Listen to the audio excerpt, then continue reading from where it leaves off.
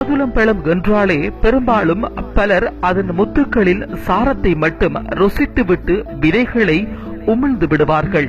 ஆனால் மாதுளம்பழத்தின் சத்து அதன் விதைகளில் தான் அதிகம் உள்ளது என்பதை அவர்கள் அறிந்திருக்க மாட்டார்கள்.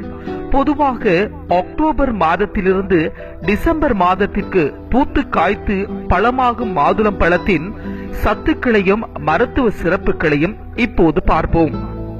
மாதுளம் பழத்தில் அதிகபட்சமாக நீர்ச்சத்து 78 விழுக்காடு உள்ளது.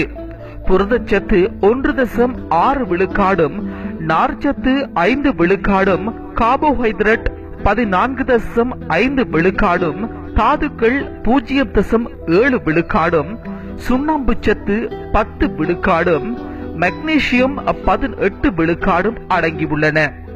இது தவிர சிலிக்திரவாகம் 14 மில்லிகிராம், கந்தகம் 12 விழுக்காடு, குளோரின் 20 விழுக்காடு, தயாமின் 0.46 விழுக்காடு, பாஸ்பரம் 1.33 விழுக்காடு, செப்பு 0.2 விழுக்காடு, நிக்கோடினிக் அமிலம் 0.30 விழுக்காடும் உள்ளன. மேலும் விட்டமின் சி சத்து 16 மில்லிகிராம் அளவிற்கு மாதுளத்தில் அடங்கியுள்ளது என்பது குறிப்பிடத்தக்கது.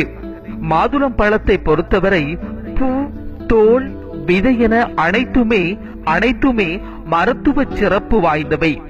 மாதுளம் பழம் இரத்த வாந்தி, இரத்த மூலம், வயிற்று கடுப்பு, சூடு முதலியவற்றை போக்கும். பூவை கசாயமாக செய்து குடித்தால் தொண்டை தொடர்பான பல பிணிகளும் அகலும்.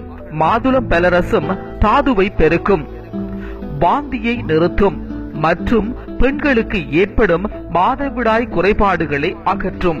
இது தவிர காதடைப்பு, வெப்ப காய்ச்சல், மந்தகம், மயக்கம் ஆகியவற்றையும் பழரசம் விளக்கும்.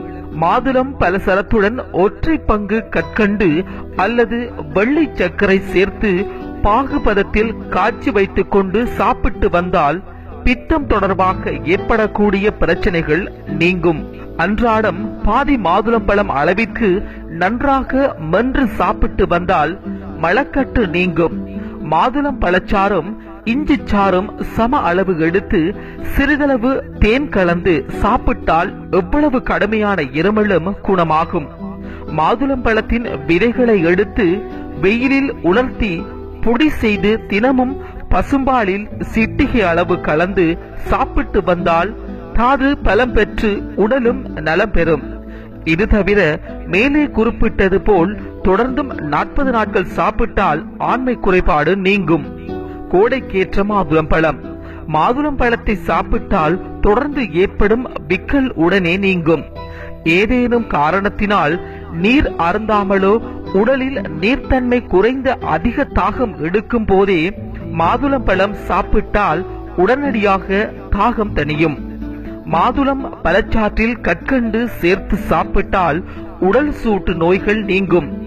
உடல் குளிர்ச்சி அடைந்து கோடை காலத்தில் ஏற்படும் காய்ச்சலுக்கும் மாதுளம் பழம் மருந்தாக அமையும். மாதுளம் பழச்சாற்றில் தேன் கலந்து காலை ஆகாரத்திற்கு பின் தினமும் சாப்பிட்டு வர வேண்டும். இப்படி 1 மாத காலம் உட்கொண்டு வந்தால் உடல் ஆரோக்கியமும் தெம்பும் உண்டாகும். புதிய இரத்தம் உற்பத்தியாகும். மாதுளம் பழம் பூக்களை உலர்த்தி பொடித்து வைத்துக் கொண்டு வேளைக்கு ஒரு சிட்டி வீதம் சாப்பிட்டால் இருமல் நிற்கும்.